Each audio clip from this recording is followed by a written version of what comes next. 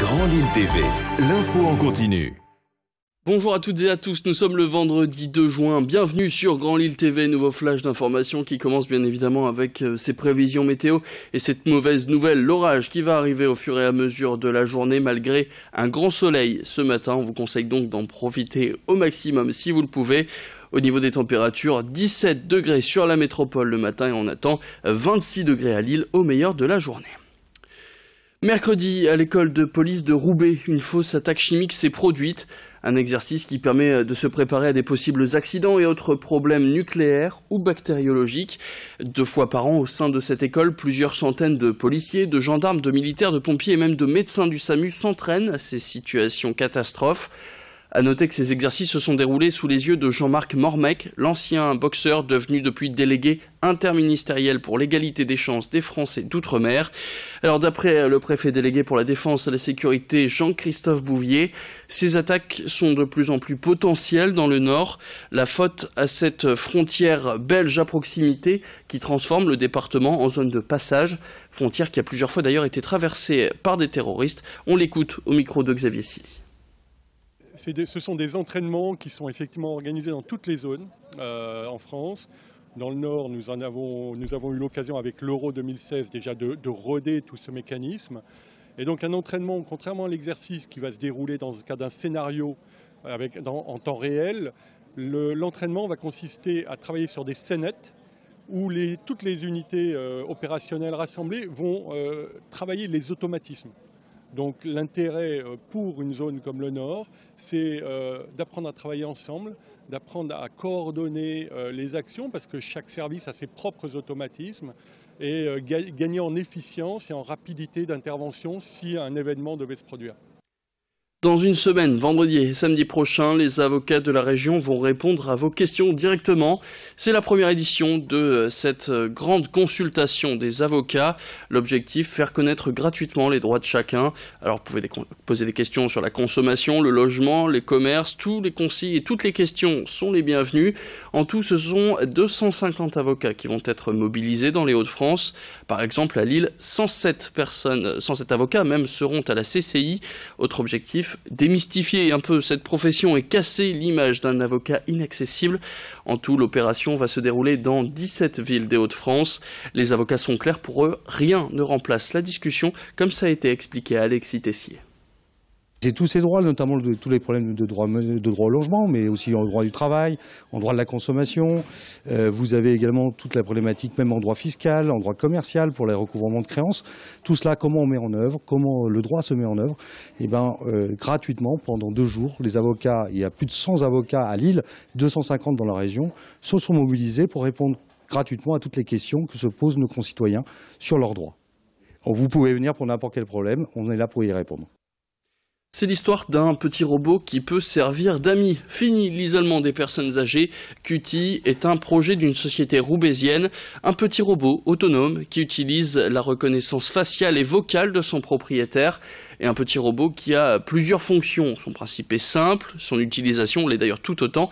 Vous avez besoin ou envie de faire une activité, eh bien rien de plus simple, il suffit de le dire à Cutie, le robot, qui va se charger de vous mettre en relation avec des personnes à distance, des volontaires ou des professionnels qui vont vous permettre de pratiquer cette activité.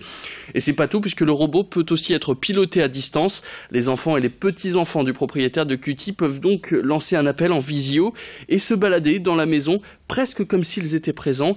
Alors aujourd'hui, Cutie n'est encore qu'un prototype, il va être mis en expérimentation au cours de ce mois de juin.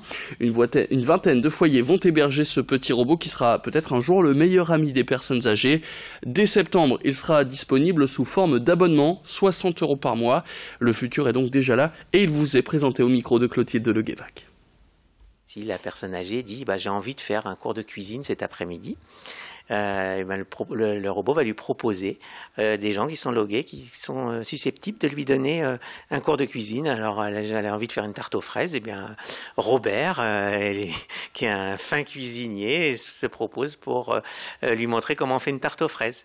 Alors ils vont prendre rendez-vous, et par exemple pour 15 h cet après-midi, et 10 minutes avant le rendez-vous, le robot revient près de la personne âgée et lui dit: est-ce que vous êtes prêt pour votre rendez-vous? Et à ce moment-là, une visio s'installe convivial entre Robert et la personne âgée. Et puis ils vont passer un moment dans la cuisine ensemble à faire leurs tartes. Une idée sortie dans ce flash sur Grand Lille TV pour ce week-end de 3 jours qui débute donc dès ce soir. Pourquoi n'iriez-vous pas faire un tour de bateau sur la Deule? C'est ce que propose Jean-Marc, qui dirige cette société depuis 2004. Vous pouvez louer votre barque électrique, et donc écolo, à 30 € la demi-heure et 45 € l'heure. Au programme de votre parcours, 5 km à découvrir. Remontez la Deule jusqu'à Euratechnologie en passant par Bois-Blanc et Lambersart. Et pour ce faire, pas besoin de permis bateau. Une dizaine donc de ces barques électriques sont disponibles tous les week-ends, les jours fériés et pendant les vacances scolaires. Pas forcément de sensations fortes, d'accord, mais de quoi faire une balade sympa en famille à 5 ou à 6. Une balade qu'elle a justement testée pour vous, Alexis Tessier. Nous ne louons pas évidemment à des mineurs, donc il faut être majeur, 18 ans. Vous pouvez monter 5 adultes par bateau, 6 s'il y a des enfants.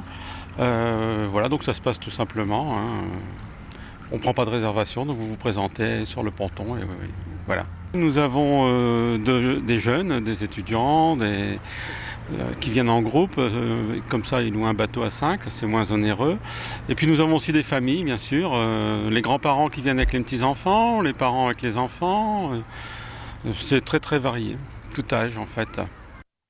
Et puis on se quitte avec cet événement qui a lieu ce soir au stade Pierre-Mauroy, le grand concert prodige. Au programme, 10 000 jeunes choristes des collèges venus des Hauts-de-France, des musiciens de l'ONL et aussi le chœur des Hauts-de-France. Bref, beaucoup de monde sur scène ce soir au stade Pierre-Mauroy.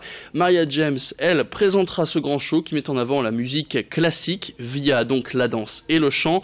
Un événement d'ailleurs tiré de l'émission du même nom, Prodige, un concours pour les plus jeunes et qui a déjà vu 3 saisons être diffusées sur France 2. L'une de ces éditions qui avait d'ailleurs été remportée par le nordiste Jacob Gazabian. Et si vous êtes intéressé, vous pouvez encore retrouver quelques places sur internet, mais il va falloir se dépêcher. Le concert donc c'est ce soir au stade Pierre-Mauroy. C'est la fin de cette édition. Merci à tous de l'avoir suivi. Tout de suite vous avez rendez-vous avec la météo. Nous on se retrouve très rapidement. Très bonne journée à tous sur Grand Lille TV.